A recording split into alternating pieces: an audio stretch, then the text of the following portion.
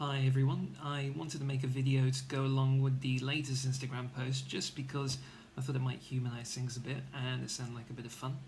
I had the opportunity the other day to go work on a TV set with some working dogs who were shooting a children's television show in the UK, and they had asked me to come along just to help with prevention of heat injury and to see if there are any signs of heat injury, and if so, intervene if necessary. And we've got tons of info on treating heat stroke in dogs, especially out of the States and Australia, and now this time of year in England.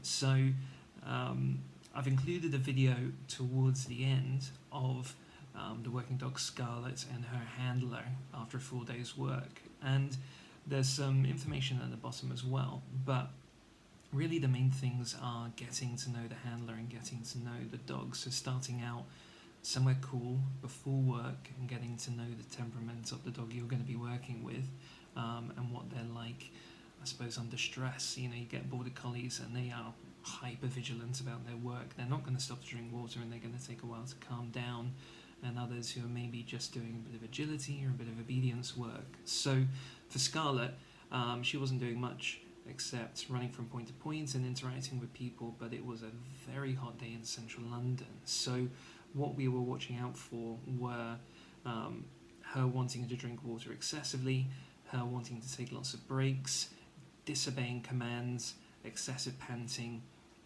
and what you can see at the video, and that was taken at the very end of the day, so it was about 4 o'clock, things were wrapping up. It had just become a bit overcast, but for the most of the day it had been very, very sunny, very little shade, and we were working on concrete and asphalt, so there was a lot of reflective heat as well.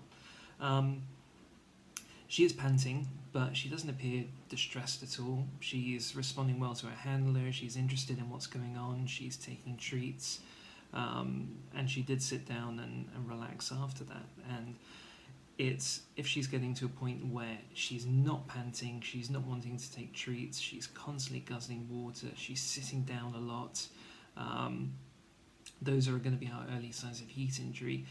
If you've gotten to the point where she's lame because she's cramping, or she's ataxic, falling over, trembling, and going on into things like diarrhea and seizures, then we are already beyond the point of prevention. We're at the time of treatment, so we need to stop all the work that we're doing and get to a veterinary facility, start some active cooling. Things like temperature during the day aren't going to be super helpful. Rectal temperature in the dog, you need to just be aware of the behavioural changes.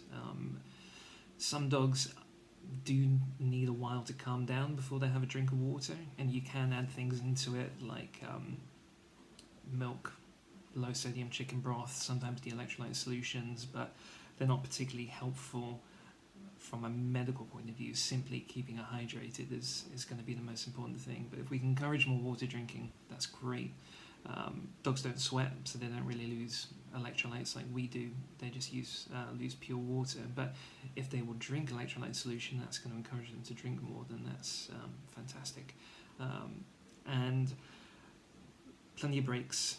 So the owner had heat reflective shielding on her car with an air conditioning unit inside, blowing on both the dogs, and there were 2 dogs available, so if we needed to swap one out, then we could.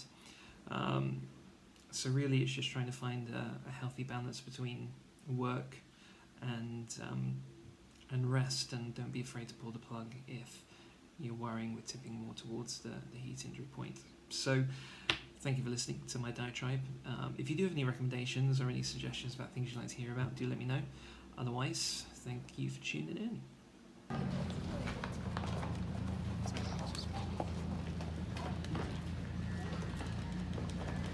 Thank you, well done. Cut, thank you, well done. Need to do with that, what do we have to do with that?